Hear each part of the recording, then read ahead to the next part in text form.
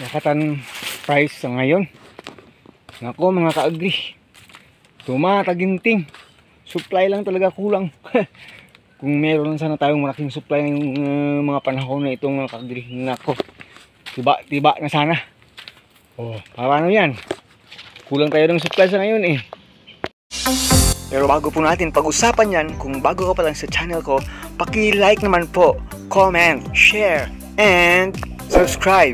At huwag kalimutang i-hit ang ating button bell para ma-notify po kayo sa ating mga bagong upload.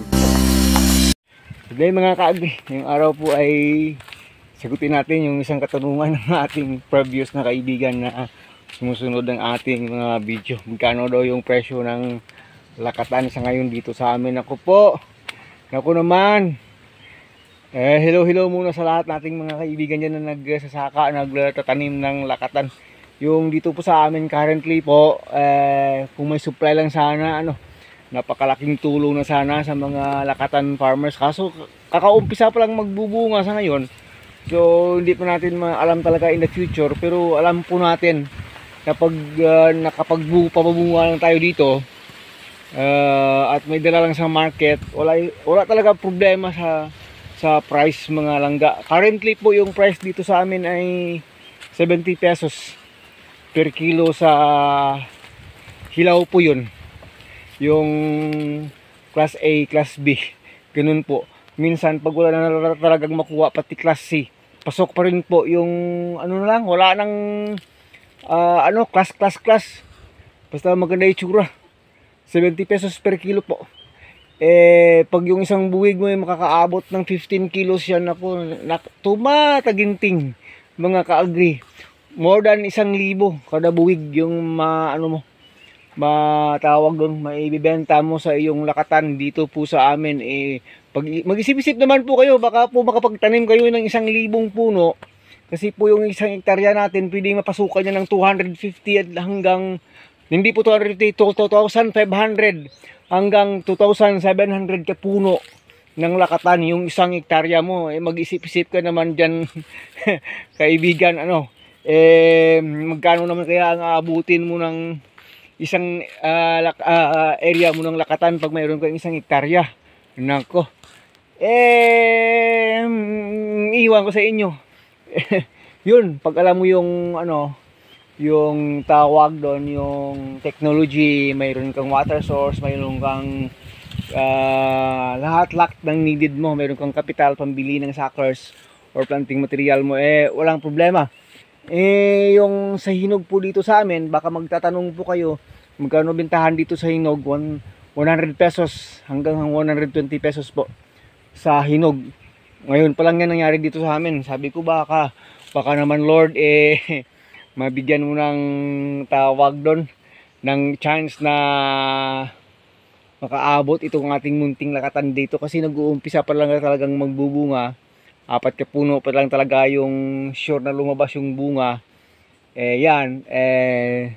Magde-dry season na tayo. Sabi ko nga dito siguro magkakabunga, hindi aabutin yung ganun na timbang siguro. Nasa mga 13 to 14 kilos per buwig lang siguro yung magiging average po natin dito mga ka-agri.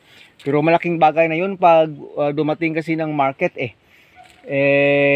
malapit na rin, kulang-kulang 1,000 na rin yung bawat buwig mo. Kung talagang mas maganda, talagang kaya, kahit kukunin mo pa dyan yung nagiging gastos mo bawat puno, 120 pesos, 250 pesos kada puno na gastusan. Yun, yung iba nagtataka paano namin na come up yung ganung gastos ba per puno hanggang sa magbunga. Yung iba takang-taka, parang hindi daw kakayanin. Iwan ko sa inyo dyan. Sa dito sa akin kaya.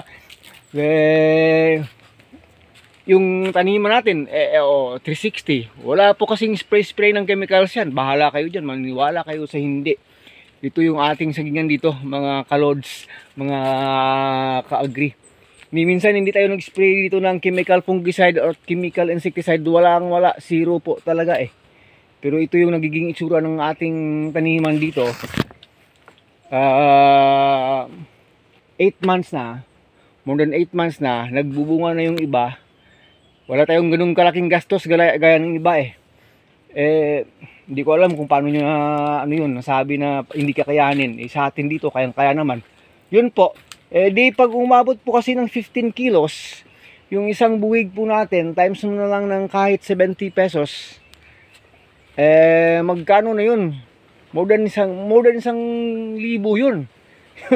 Yun po kukunin mo pa yung gastos na sobra doon. Net ka na lang ng 1,000 bawat puno. Net ka na lang. Yung sobra doon pang gastos na lang. Lahat-lahat kasi yung pagtanim ko dito, na-estimate ko po nung 5 years ago hanggang 90 pesos to 110 pesos na ako. Pero ngayon po estimated na umabot po ng 115 to 120 pesos per puno yung pwedeng magastos ko hanggang magbunga yun, hanggang sa delivery yun, hanggang sa market yun. Yun po yung ano natin, yung nakuha nating ratio ng gastusan. Yun sa inyo baka lahat naman walang ano talaga, napakamahal talaga ng labor, ewan ko sa inyo. Pero yun po yung nakuha natin ditong datos. Hindi na natin yun isa-isa mga ka-agree. Hindi na natin masabi sa inyo yun very rigid lahat. Hindi na yun.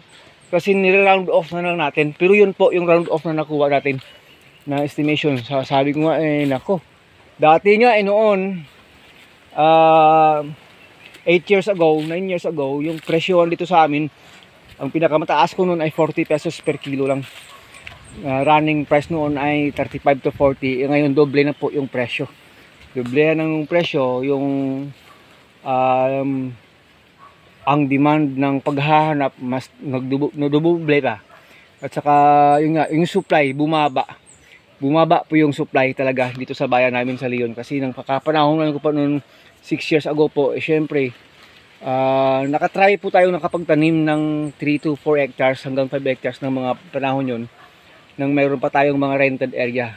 Kaya ibang-iba na po talaga. Ito kasing taniman natin, maliit lang po ito. Yung una dito na nag-uumpisa ng magbunga, 200 ka puno lang. Yung sa ilalim 100, second expansion, third expansion, 100 ka puno lang. Yung third expansion po natin ay nasa ano lang, 150 ka puno lang.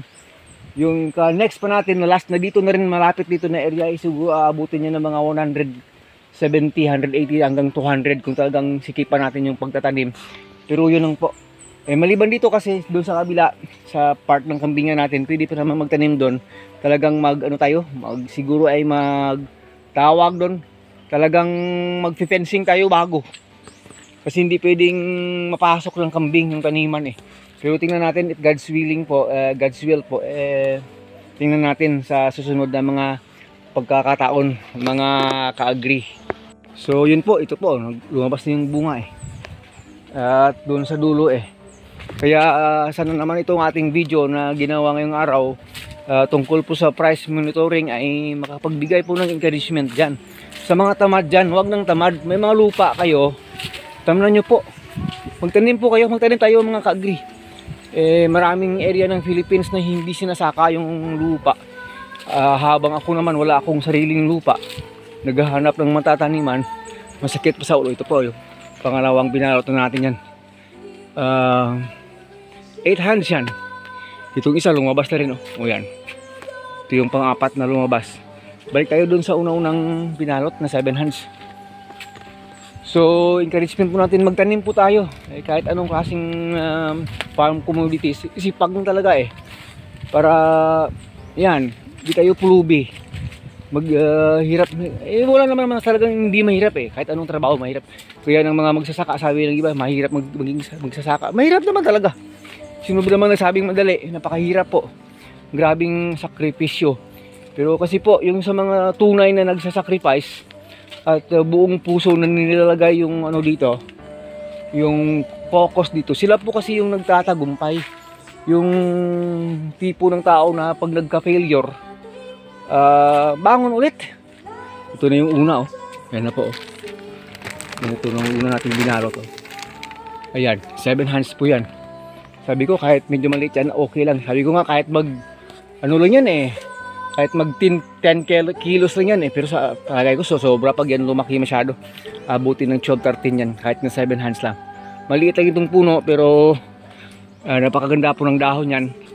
So pag nabigyan ng tamang panahon hanggang sa 2 months and a half yan ay ma-harvest na, palagay ko abutin 12 to 13 hanggang 15 kilos pa rin yan.